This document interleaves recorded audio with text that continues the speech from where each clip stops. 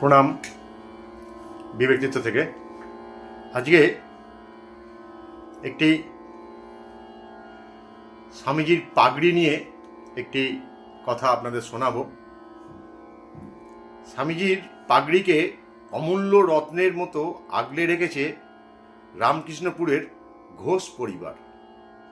গঙ্গার পশ্চিম পারে আজও অমর এক দিব্য পুরুষের পাগড়ির উপাখ্যান। অমূল্য রত্নের মতো সেই পাগড়ি আজও আগলে রেখেছে রামকৃষ্ণ পরমহংসদেবের শিষ্য নবগোপাল ঘোষের পরিবার। আর রাখবেনই বা না কেন? কারণ সেই দিব্য পুরুষ যে আর কেউ নন, স্বয়ং স্বামীজি নিজে। ক্ষেত্রীর মহারাজা অজিত সিংয়ের দেয়া সেই পাগড়ি পরেই স্বামীজি গুরুগম্ভীর কণ্ঠে বক্তৃতা দিয়েছিলেন শিকাগো মহাধর্মসভায়।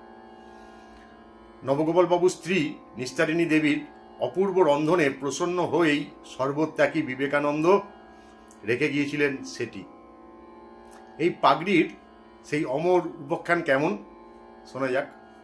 নবগোপাল ঘোষের প্রপৌত্র অধ্যাপক সুব্রত ঘোষের বক্তব্য, রামকৃষ্ণদেবের সাক্ষাৎ মন্ত্রশিষ্য ছিলেন নবগোপাল বাবু।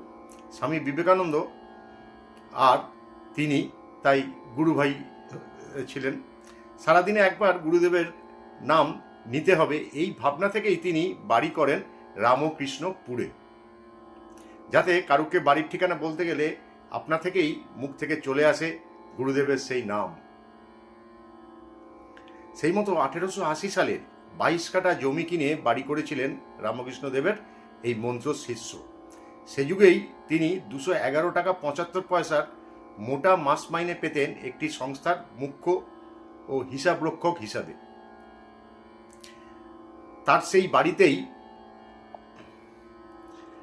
বাড়িতেই শ্রী রামকৃষ্ণদেবের মন্দির স্থাপন করতে 1898 সালের ফেব্রুয়ারি মাঘী পূর্ণিমার দিনে এসেছিলেন স্বামী বিবেকানন্দ।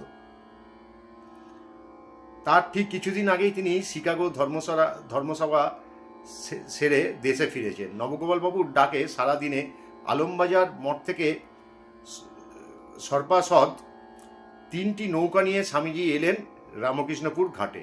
ঘাট থেকে হেঁটে যাওয়ার সময় তার মাথায় ছিল ঠাকুর রামকৃষ্ণদেবের একটি পট, যার প্রতিষ্ঠা হবে বাড়ির ঠাকুর ঘরে। আমেরিকা থেকে বাড়ি ফেরার পথে বার্লিন ঘুরে আসার সময় ঠাকুরের পোসিলিনের ওই পট তৈরি করেছিলেন তিনি নিজেই। কিন্তু সমস্যা দেখা দিল পুজোয় বসে, কারণ রামকৃষ্ণদেবকে পুজো করা হবে কি মন্ত্রে তা তখনও কারুর জানা ছিল না। প্রশ্ন করেছিলেন স্বামী প্রকাশানন্দ। উত্তরে বিবেকানন্দ নিজে কিছু না বলে ধ্যানমগ্ন হলেন। এইভাবে কিছুক্ষণ থাকার পর তার সেই গম্ভীর কণ্ঠে উচ্চারিত হলো, ওম স্থাপকায়োচ ধর্মস্য সর্বধর্ম স্বরূপিণে অবতার বরিষ্ঠায় রামকৃষ্ণায় নমঃ। অর্থাৎ নবগোপাল বাবুর বাড়ি সেই বাড়ি যেখানে প্রথম ঠাকুরের প্রণাম মন্ত্র রচিত হয়।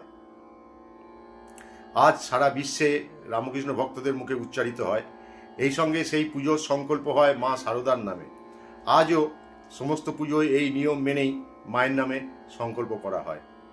অর্থাৎ একই ঘরে তৈরি হলো দুটো ঐতিহাসিক মুহূর্ত। পুজো তো হলো, কিন্তু আহার আদি নবগোপালবাবুর স্ত্রী নিস্তারিণী দেবীর হাতে রান্না করা খাবার খেলেন সর্পাসদ বিবেকানন্দ। গুরুভাইয়ের স্ত্রী রান্না করা খাবার খেয়ে মুগ্ধ হয়েছিলেন ভোজন রসিক স্বামীজি। কিন্তু তিনি তো সর্বত্যাগী, সেই রান্নার জন্য কি দেবেন উপহার? ক্ষেত্রীর মহারাজের দেয়া সেই ঐতিহাসিক পাগড়ি মাথা থেকে খুলে নিজের হাতে তুলে দিলেন নিস্তারিণী দেবীর হাতে। আজও সেই বিখ্যাত পাগড়ি সযত্নে রাখা আছে ঘোষ পরিবারে। মাঘী পূর্ণিমার দিন ভক্তদের পাগড়ি দর্শনের সুযোগও দেওয়া হয় আজও। প্রণাম ঠাকুর, প্রণাম মা, প্রণাম স্বামীজি।